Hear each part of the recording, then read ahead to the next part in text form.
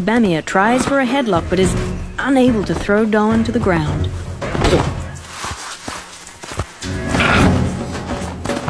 He tries again.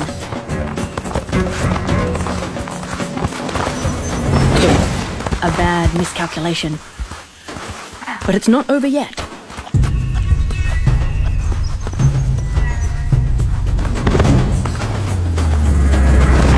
An embarrassing, unforced error by Doan all but ends the fight.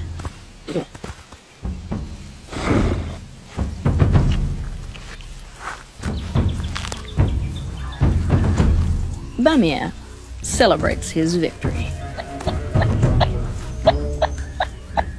The crown remains his for now.